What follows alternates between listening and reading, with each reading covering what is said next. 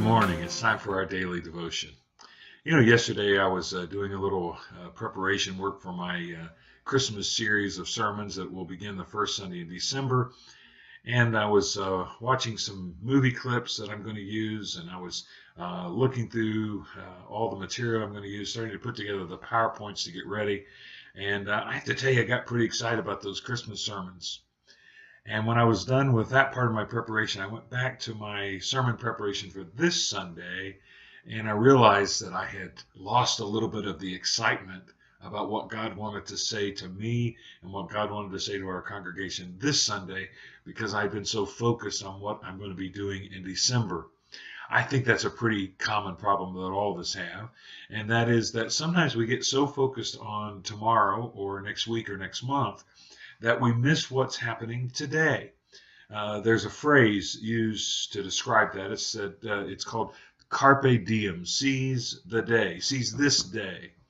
And I think sometimes we get so focused and our priority becomes some other time other than right now that we miss the opportunities that God is placing in front of us. We miss the blessings that God is giving us.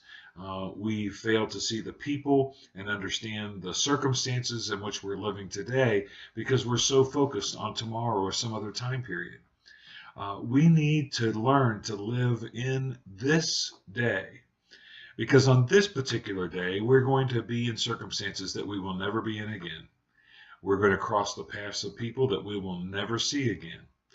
God is going to give us opportunities to share the good news of the gospel today that will never be available to us again.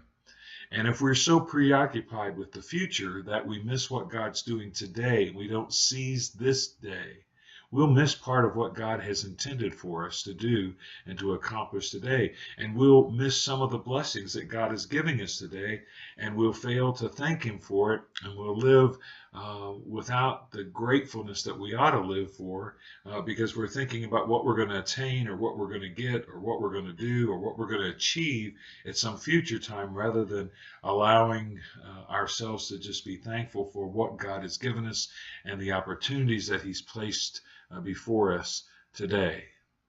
So the word for today is carpe diem, seize this day. I love the verse in that old chorus. It says, "This is the day that the Lord has made.